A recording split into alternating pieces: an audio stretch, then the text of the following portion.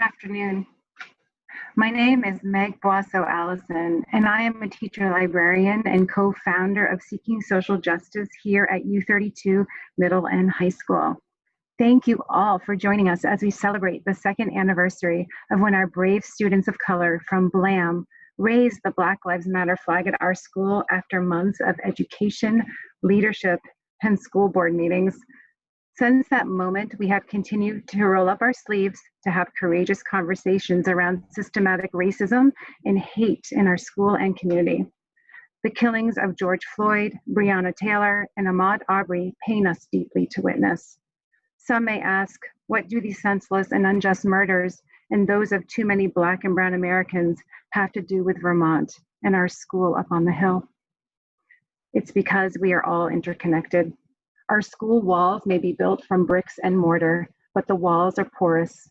Schools are a microcosm of our greater community.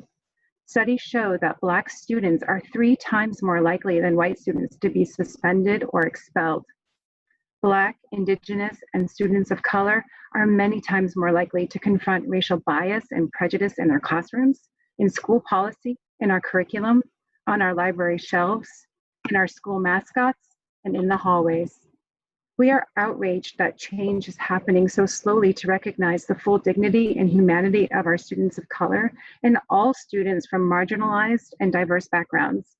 Many of us are committed to taking down the walls of white supremacy and oppression brick by brick in order to build a more inclusive and equitable education and school for all of our students.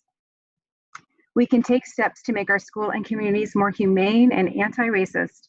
We hope that our Black students, staff, and families of color feel supported and seen today and every day. We aim to provide resources and educational opportunities for our white students, staff, and families so that we can add more tools to leverage in the dismantling of white supremacy. This event is part of our Rolling Up Our Sleeves year-long series of creating a culture of courageous conversations in our school, funded by the Vermont NEA. We have organized this event with students and advisors from BLAAMM and Seeking Social Justice. This event is the work of many hands, thanks to all who have put in invaluable time and shared resources with us. We see you, and we are honored to work alongside you and for all of your invaluable contributions. And now it is my honor to start our Hour of Unity with our students and to center their voices and stories. Ginger Knight and Mia Smith are founding members of BLAAMM, and with other students of color, they took the brave steps forward to raise a Black Lives Matter flag at U32. They have been instrumental in continuing to create an anti-racist culture at U32 that celebrates diversity and creates safe spaces for students of color, and to teach their white colleagues and peers how to be anti-racist. We know that they will continue to be the change our communities need as they go off into the world.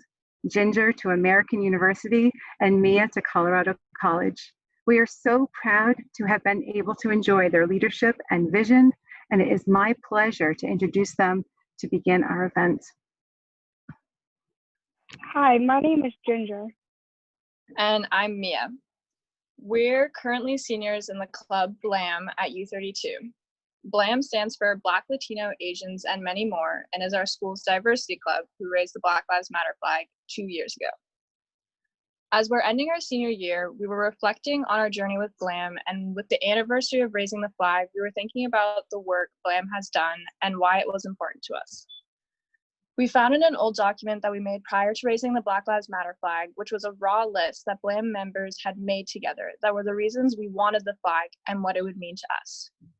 Our prompting question was, why the flag? And this is what we wrote. Non-political. Bringing awareness to the inequality. An invitation for kids of color to be a part of our community. Tired of racism happening here and not being addressed. Empowering. Giving voice to those who might not have had it in the past. Racism is present. Educate instead of cover it up. Kids are impacted. Bring racial issues to light and bring about conversation. Educate others about racial discourse. Start a movement to end stereotypes. disrupting the normalized stereotypes. Create discomfort around racial comments. Nonviolence. Our goal for raising the flag would be a beacon of hope for the people of color in our community and to encourage our white peers to become better allies. During this time of national awareness, we are happy to see our allies bringing light to this issue, but we want to urge people to donate, educate themselves and others around them, instead of posting a Black image, tagging their friends in a Black Lives Matter chain on Instagram, or posting pictures or videos of George Floyd's death. We are grateful for the people who showed up today because showing up is the first step to dismantling racism. We hope you all will continue to not only be an ally, but strive to become better allies. Now, we are truly honored to have Kiah Morris as our keynote speaker at U32's virtual Black Lives Matter Hour of Unity today. She is a true Vermont hero. She is only the second Black woman elected to Vermont Legislature and the co-founder of Vermont's Ethnic and Social Equity Coalition, with the Bill H3 passed into law by Governor Scott. She's a survivor of a targeted hate campaign led by self-avowed white supremacists in Bennington County. We are still seeking justice from the Vermont Attorney General's office, who we call upon to do better and deliver justice. A poet, visionary, and brave leader, Kiah Morris inspires us to roll up our sleeves and be bold. And don't forget to check out her amazing TED Talk on YouTube. Please welcome Kiah Morris on this beautiful sunny day. Hello, everyone. Thank you so much. What an incredible honor to be able to join you in this conversation today. I know that so many of you right now are struggling, and I want to acknowledge and hold space for that, to really just sit in that truth that this moment, while it is history repeating, it is also history amplified. The rage, the fear, the pain that you're holding, that's real. And we need to take and transform that as much as we can into tangible action. It's also important for us to recognize that this is Pride Month. What? We forgot. In the midst of the world burning around us, there are opportunities for us to recognize where we've been, where we're going, and the intersectionality of all of our lived experiences. And so I do want you all to know and to celebrate and recognize that Pride began with a riot, and the Stonewall riots have led us to where we are here today, and that there were Black and brown bodies involved in that work and have continued to be vanguards and often the targets of much of the hate and the violence that's happened within the LGBTQIA community.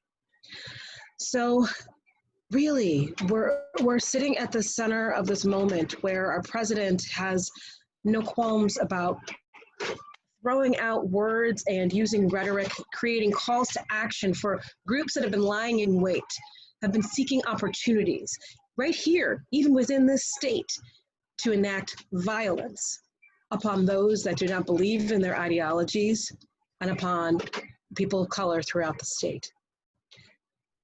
They're inciting violence. We are on the precipice of martial law. Is heavy. How soon we get there, we don't know. Can we stop this before it goes into place? I wish I had that answer. What I can talk to you about today is I can talk to you about the tangible things that we can reflect on and the spaces and the places that we might be able to still make a difference, even in the midst of all of this chaos. So 1992 was my sophomore year of high school. And that was the year that we received news of the verdict from the Rodney King beatings. And I'm assuming that you all may be somewhat familiar with this, but it was a kind of a really watershed moment for so many in the country to see what police violence looks like on a Black body, where there was just an unrelenting and unceasing attempted murder of a man with no good reason. Now, these types of scenes were happening everywhere, but this was one of those few. This was before we had cell phones that you could pull up and do a Facebook Live. You could stream what was happening in real time. Somebody had to say, I see what's happening and I don't even know what to do, but I want to make sure that this is captured. And so they did. And because of that, we were given a window into a world that many did not know. And those officers were acquitted. And that was an enormous catalyst for a disenfranchisement and a disenchantment with the concept that true justice for all actually exists in the United States. What happened then has happened ever since then and is continuing to happen right now. Our criminal justice system is set up in a way that allows for this state-enacted violence to happen with no repercussions. It should not fail to be noticed by anyone that's joining us here today about the fact that that officer who placed that knee on Brother Boyd to kill him hired the same officer that's also got Philando Castile's murderer off as well. People going about living their lives and having these encounters with those who choose to live in a headspace of violence and hate and are granted the ability to take one's life without consequence. There are prosecutors that are wrongfully incarcerating people all the time, using corrupt tactics to gain wins, where they're destroying families and destroying communities, and there's no accountability there either because we baked it into our system in that way. So when that verdict came down, I remember being so heartbroken and full of rage and anger that I actually wrote a note that I carried with me in school. And anyone that I came across, whether it was teacher, staff, students, even my friends, that said, you know what, I am so enraged right now over this verdict that I'm gonna choose to not say anything because I don't know what's gonna come out of my mouth. And I don't want to direct that hurt and direct that fear and that pain at people that I care about who had nothing to do with that moment. But what's interesting about that for me then is that it has been also a pattern throughout our history that those who are most impacted by these forms of oppression keep that to themselves, that we hold that pain in, that we hold that fear in, that we don't ask critical questions like, what are you gonna do about it? Instead of me feeling empowered to speak and to press for a conversation, to perhaps even force those conversations to happen in those classroom settings, which none of them did, by the way. There was not a single teacher that initiated a conversation. There was not a single faculty person. There was no one from the administration that said, you know, let's take this moment and sit with us. Let's even just take a day to be human and talk about this. But they also wouldn't have been prepared to do such a thing. They would not have been well trained, and it probably actually would have caused more harm, which is much of that work that we were talking about earlier when we were thinking about the reforms that need to happen within our school systems. And so I held that pain in. And so instead of being able to see my friends as not just people that I care about and that cared about me, but seeing them as compatriots in this fight by even empowering them in their own way to start to ask those questions and to express their own anger and their own fear instead of stuffing it away and continuing that sort of, that internalized harm that becomes deadly over time. That crushed me.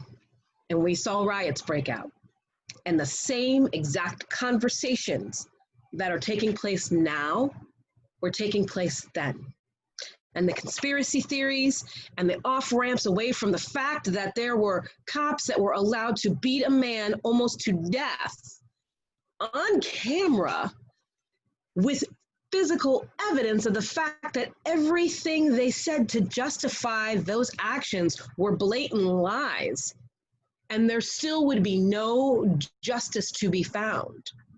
To know that our system was set up in a way that those cops would then be able to have their trial in Simi Valley, California, where they were guaranteed a wealthy white jury who also believe in law and order in their own way for their own purposes, and who use state-sanctioned violence to keep those they don't want out of their communities, to keep those that they determine do not belong away from their lives. And those are the folks that get to make the critical decisions.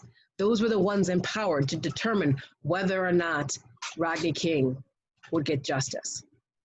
And so right now, we have happening all over the world, people rising up and people recognizing that the promises that were made for the reforms that were supposed to happen, all of those things were a farce. And for many, the culture eats all of the best intentions. So what are we to do now, right? Well, we have to restructure our democracy. If there is a democracy that remains at the end of this day, we have to rebuild it in a way that actually delivers on those intentions. We currently have a hierarchical system that allows for certain individuals with power to rule over and to make decisions to govern over everyone else. And yet we don't have a balance of power anywhere that is actually truly equal. So how are we going to restructure our democracy? In multiple ways. We can do that through policy.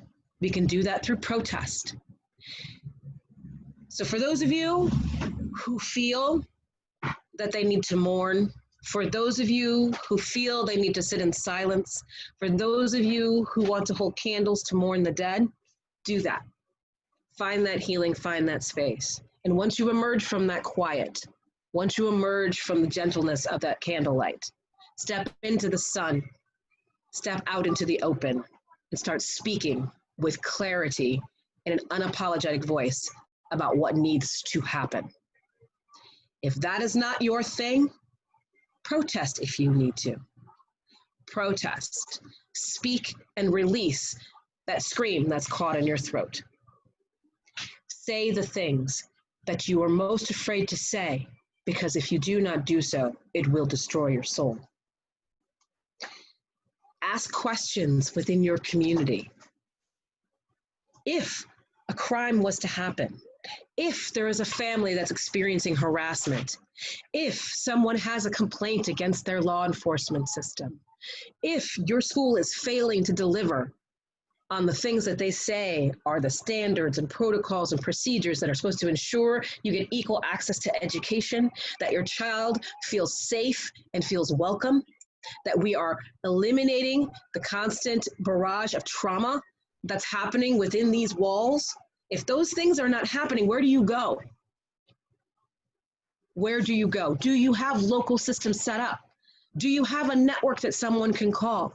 And it also shouldn't just be a someone, because that becomes an also easy default for too many who have an exact ability to change the course of the way things are going, to not engage in that work and to look for a singular point of entry for someone to be able to find justice. And it becomes much, often too much for those individuals. It's going to take everyone vanguarding this work. If you don't have those systems set up, get them in place. And they may not have to be formalized. It may not have to be a nonprofit that you get a board of directors and you have to raise a bunch of money and you have to build out a whole structure. It could be a meal train for a family that might be struggling right now, whose youth might have been harassed playing sports and are feeling a bit overwhelmed by the weight of the world. It could be about helping your neighbor in a significant way, being able to, in the same ways that we're looking at each other for this pandemic that we're in the midst of, recognizing the public health emergency that systemic racism actually is, and taking that same mutual aid, enthusiasm, and organization, and do that direct action to support each other. Ask yourselves, where are the spaces that honor youth voice? Not just we're going to give you a certificate and we're going to all applaud for you on our public access television, but where are the spaces where youth voices are actually considered equal to that of any adult and are given that much credibility for your own lived experiences as youth. Think about whether or not you have direct representation in those spaces.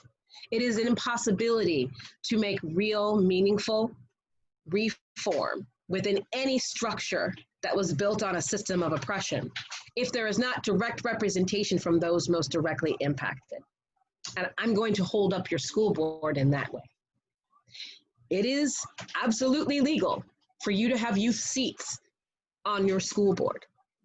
If you do not have youth on your school board, you can get it. Start your organizing, do your petitions, ask those really direct questions as to why those seats aren't there. And when you look at the folks that are in these decision-making spaces, you may also want to ask who is not there, why are they not there, and are those that are holding and wielding that power ready and willing to yield for a better future? Is that something they're willing to do to enable for our folks that need to be there fully? Not invited in, but building the table. Not asked later after the fact to come and give their opinion or to submit testimony or to write letters, but to be there deeply engaged in that conversation. Because your lives matter in all of this. Your experiences matter in all of this. Even if you cannot vote yet, you can still educate and organize around electoral politics and around political issues and around policy decisions. That is your right. That is absolutely your space, and you belong there. And this is my message out to the youth of the world, because whether or not you realize it, what we consider youth, that 18 to 25-year-old age range, that's 13.4% of our voting population. So if you're not registered to vote, become registered to vote. Help to educate others on how they'll be able to vote in this election. Because elections matter. Because the people who are making the decisions over in DC about the sanctity of human lives in the United States were voted into office. They were placed there by the people. They can be replaced. Cannot happen without that kind of revolution. It cannot happen without that level of engagement, and you deserve and should have your voice there. What I want to leave you with, because this is a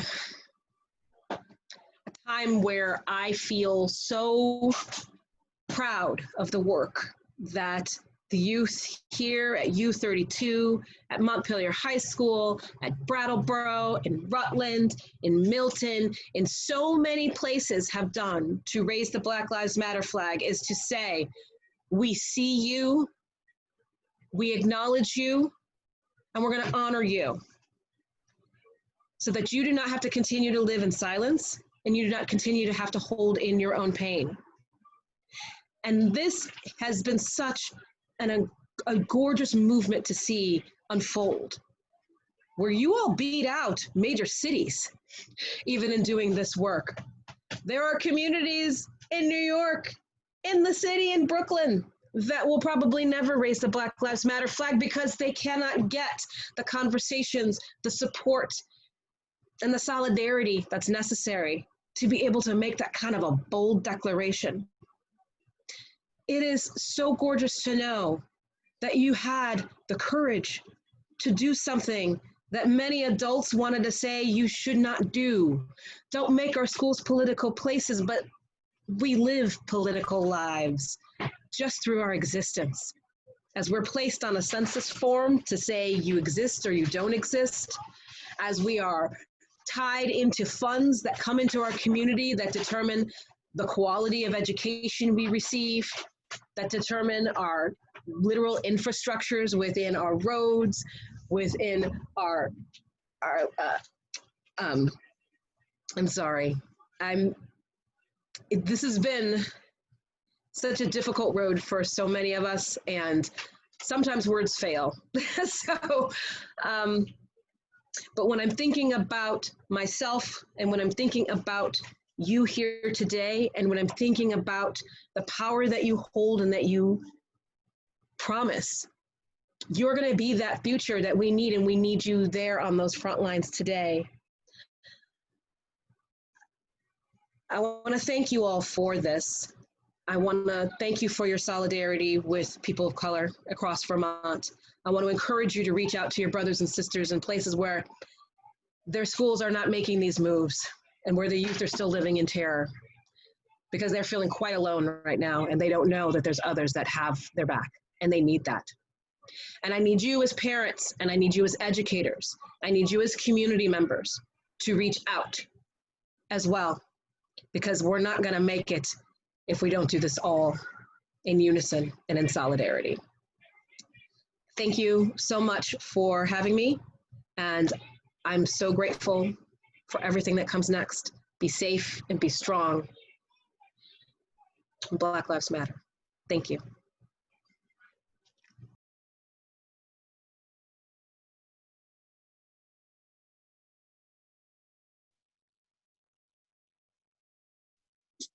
I wrote a poem called When My White Goes to Bed.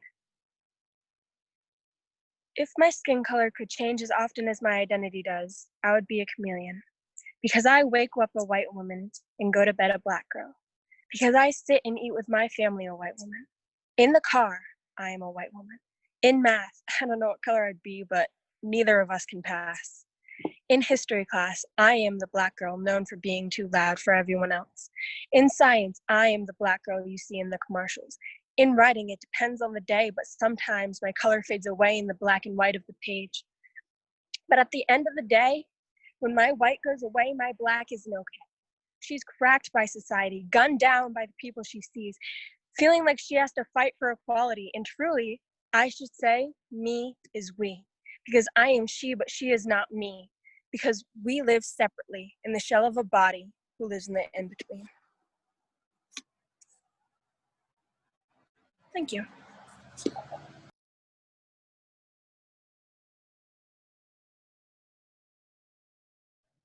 I will be reading a piece called My Privilege Means, about how my thoughts on everything that's going on right now.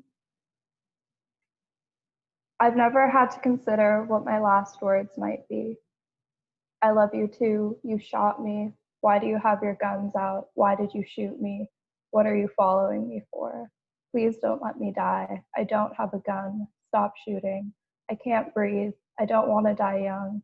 I didn't even do nothing. There's hazing me. I can't breathe. You promised you wouldn't kill me. I wasn't reaching for it. I can't breathe. These will never have to be my last words.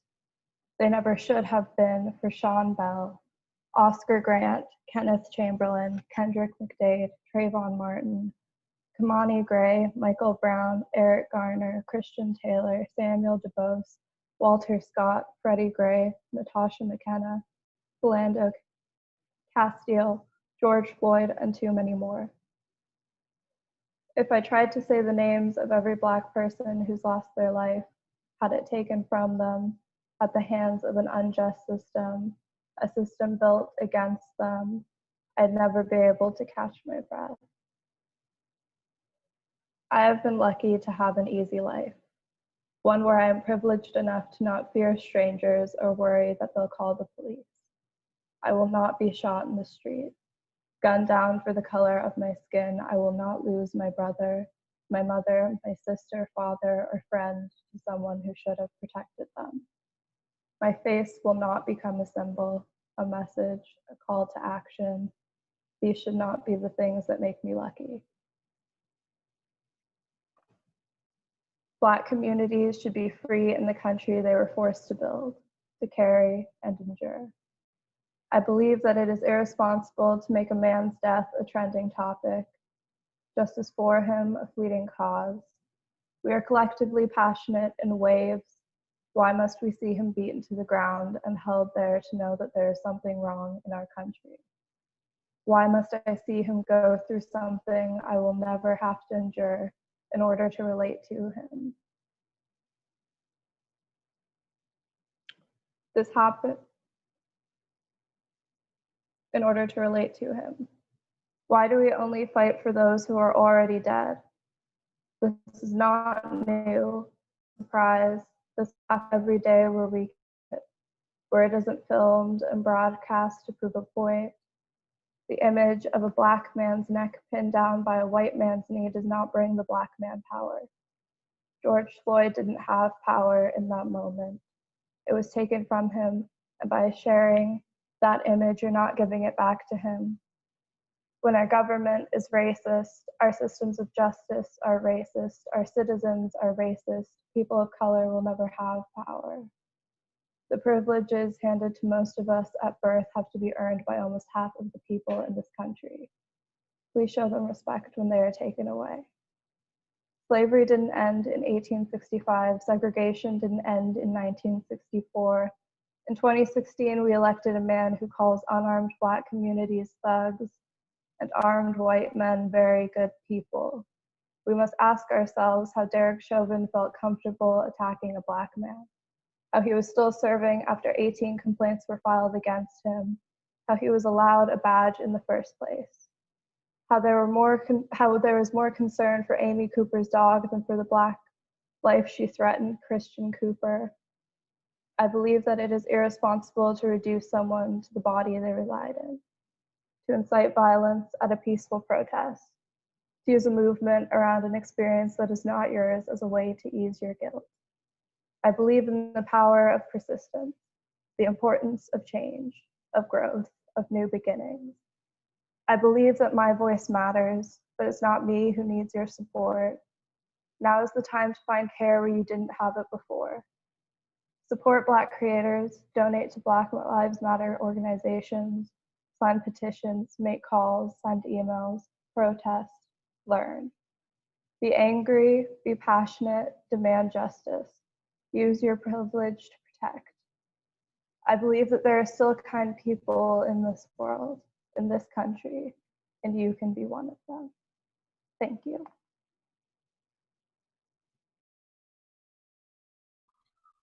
Hello, everyone. I think I've unmuted. So as some of you may know, I am an alumni at U32, and I was one of the people that helped found BLAAMM, and Letitia's here with me too. Yeah, I also was one of the founders that started BLAAMM. I didn't really come with anything prepared. I guess the big takeaway for us is when we came up with the idea of putting the flag on our school campus, we knew 100% that we wanted it on the main flagpole for everyone to see. And it was just so much work going to all the meetings, writing so many speeches, but in the end, it was worth it, especially in a time we're in right now. Letitia, do you want to add on? No, you said everything. That's pretty much it. And I just want to point out, when we were doing this, we had so many negative voices trying to stop us, and they were saying that by us raising the flag, we were creating more problems, creating more conflict. And what I want to point out is that this conflict, these feelings, as we know, have always been there. And when we rose the flag, and as social media becomes more apparent, it's just being seen more. You're just hearing it more. It was never gone. And so as BLAAMM continues, I just want to say, don't stop, because even if it seems like nothing's going on or you have no one in your corner, there are people and you are helping, even if it may not seem like it. Thank you.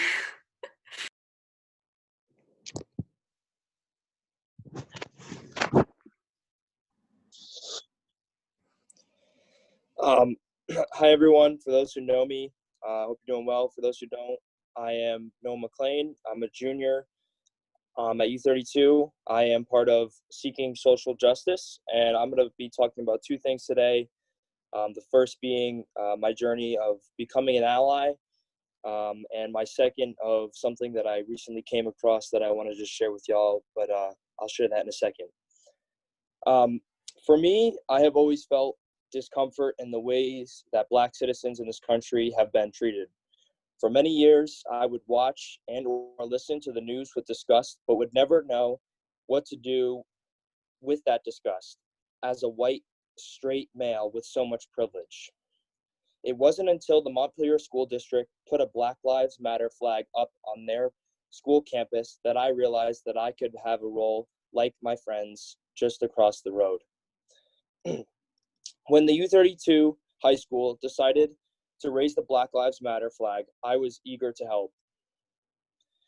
I want to share with you guys a story that just occurred with me just before we raised the flag. It was a few days before the flag was raised when a friend and classmate of mine, Devontae, were walking outside to wait for our rides home.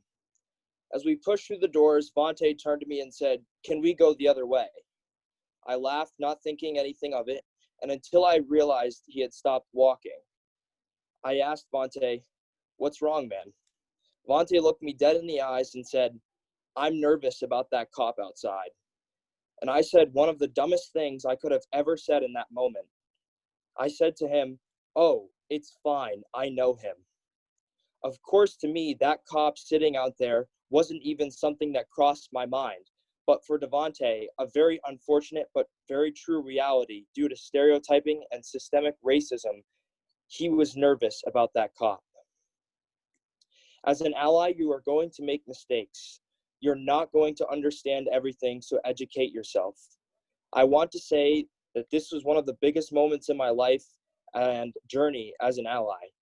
It was a moment where I was able to reflect about the conversation that I just had between Devontae and myself. But from then on, it has been and will continue to be my goal to support, love, and fight for all of these amazing people. My second thing I would like to share is a brief thing by a woman of the name of Jane Elliott. Jane Elliott is an anti-racism activist. When speaking to a large room of white people, she posed an idea to her audience. She said, "I want every white person in this room who would be happy to be treated as this society in general treats our citizens, our Black citizens.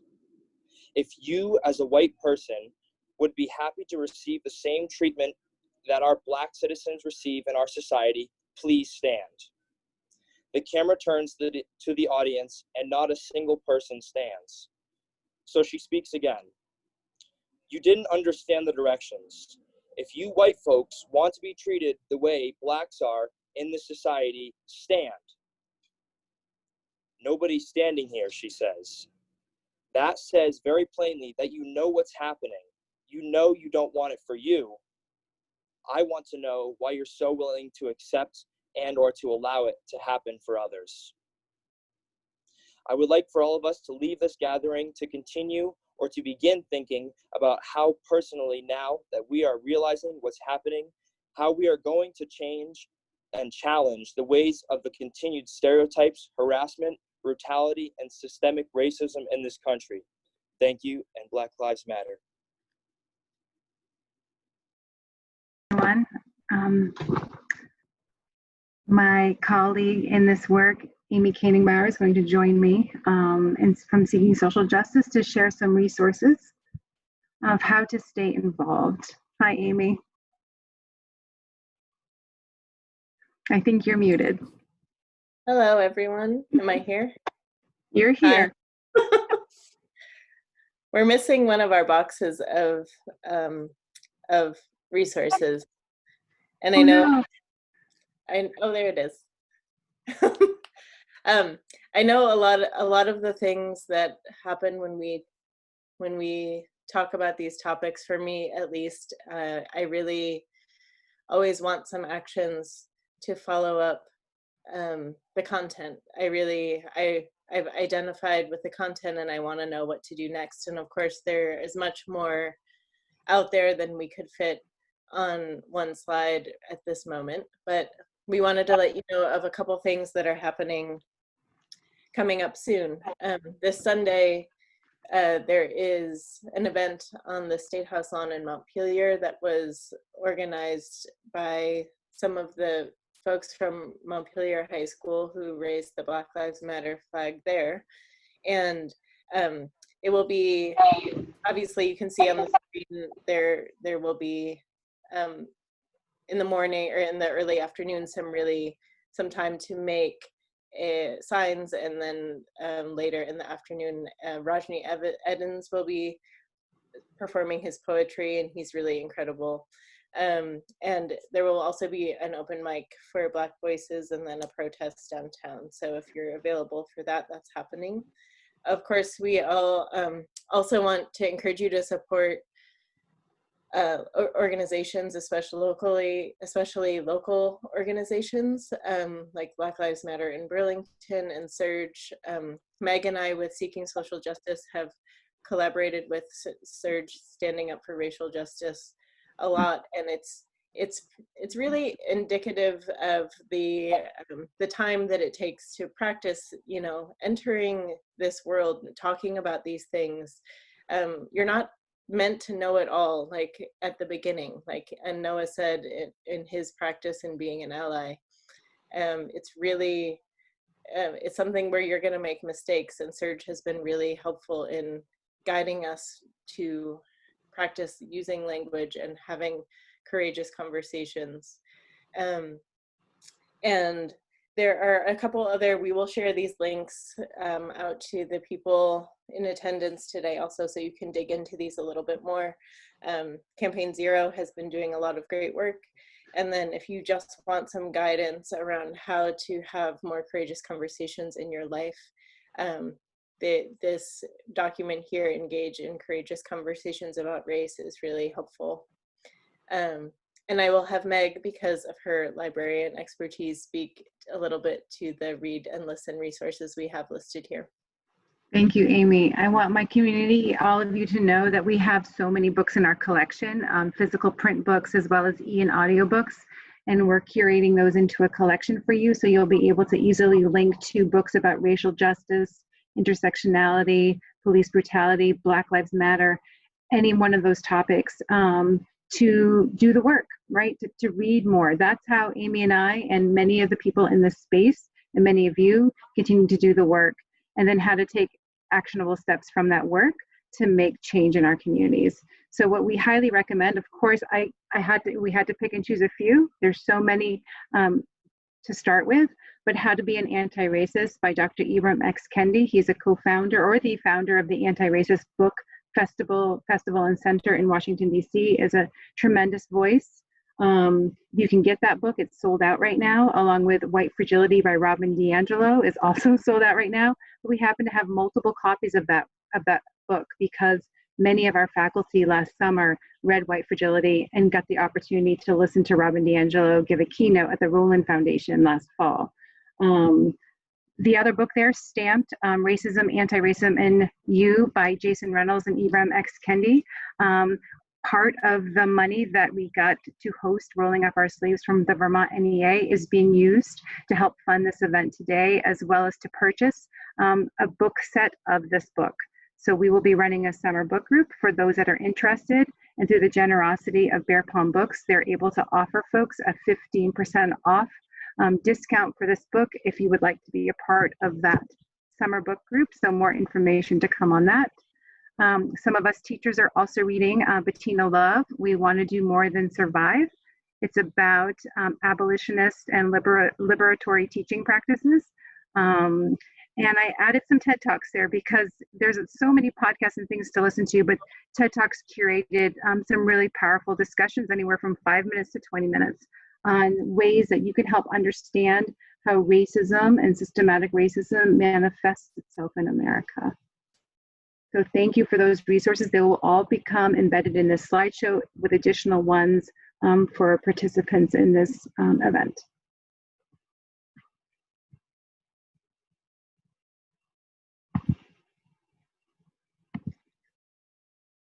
And so the question that we want to leave you with is, how do you wish to be the change in the world? We all have various capacities and influences, and our perspectives are really valuable. And we encourage everybody here to have conversations and to use your voice in the way that you can, and understand your sphere of influence, and speak to that sphere and really be engaged at this time. We have a question that Kiah Morris has answered in the Q&A, but I wanted to give her an opportunity to speak to the question, because in terms of self-care for activists, I think there's a lot that we need to recognize in putting ourselves out there, and how much bandwidth we actually have, and how much we need to do to care for ourselves. So I wanted to give Kiah an opportunity to speak to this question that was offered by Madeline. So the question was, do you have any advice for young activists knowing when to take a break, what true self-care is, not just a bubble bath or whatever? What might this look like for activists? Thanks for that. So the most important thing I can say is you have to take care of yourself. There is no wrong way to do that except to not do it. You will burn out very, very quickly. We're bombarded right now. We have not had a chance to breathe through 2020 enough to even mourn those that we've lost in this period of time. So if you need to rest, do that. The most important thing that you can know is that you, hopefully, when building your movement, you have started surrounding yourself with people who are not only just allies, but are actual activists, folks that are going to be able to be on the front lines with you, and so that they can take your place. Think of it as a chorus singing in a round. It's going to take many different people to do this work, and often you have to just ask. Most people have never been asked, how can I directly help? So take that time. You'd be amazed how the world will keep spinning. It will keep spinning. Much will happen, and a lot of it's out of our control anyway. So it's really, really key that you are taking care of yourself, listening to your body. If you are sleepy, take that time to rest. If you are feeling like your immune system is dropping, take that time to truly go through some restorative exercises and make sure you're building up on your nutrition, cuddling up and snuggling up. There's some really great videos on self-holds that you can do. So if you're still feeling that sense of social isolation in this moment, that you can give yourself some areas of comfort. But the goal is to be able to make sure you have other people who can pick up that work for you, and you'll be surprised how much more they can carry than what you might think in your mind is necessary to do so. So I hope that helps, but we need you in this, so you can't burn out on us. You have to take care of yourself the best that you can. There's another question. Did you want me to answer that one as well? Yeah, that would be great. Sure, there's another question that asks, how can we better support student activists in the rural and/or conservative areas of Vermont who feel isolated and afraid to take a stand?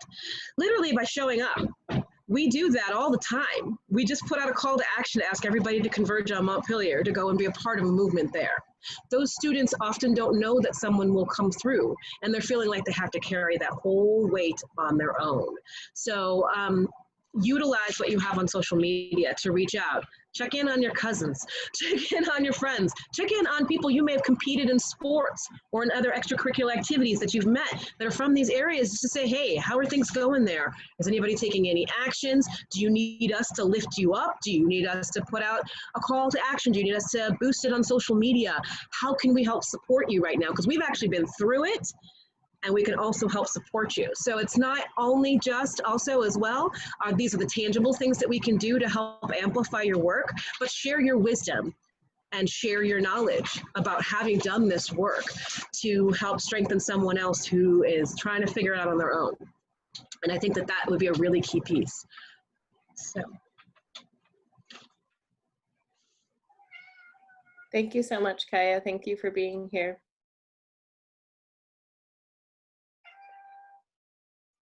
My pleasure.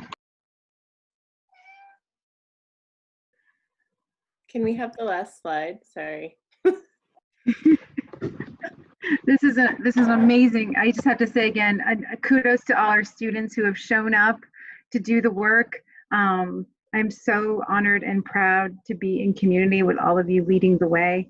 Kiah, your words have always just leave me speechless with so much to think about. I was taking notes and I'm going to rewatch. I'm so glad this is recorded. Amy's going to leave us with a poem from a local poet.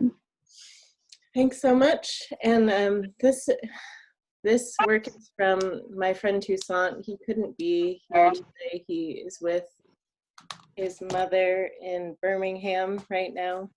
And he had to leave Vermont, but he's lived here for the past 10 years. And this is an excerpt of his response that he has written to other Americans that have been saying to him, and I quote, "I can't even fathom what the Black community has to endure on a daily basis." Toussaint is a Vermont poet and a musician and has lived bravely as a gay African-American man in San Francisco and in the South and in Vermont, like I said, for the past 10 years. He has worked hard to live a gorgeous life and works hard to not hold in all the fear and the pain, and shows us his full experience with his work. So I'll leave you with reading this excerpt from him and encourage us to remember that we all know what it is like to be human. As human beings, we are all equipped with the same human responses to strangulation, whether physically from the literal weight of the police or socially from all our systemic measures of racism at large. How my humanity responds to suffocation is exactly how your humanity responds to suffocation. Instinctively, when pressed, we all utter the same plea: I can't breathe. Thank you so much for being here today. And when we send out these resources, I encourage you to look at Toussaint's work more in depth, and also attend on Sunday if you can to hear more from Rodney. Thank you.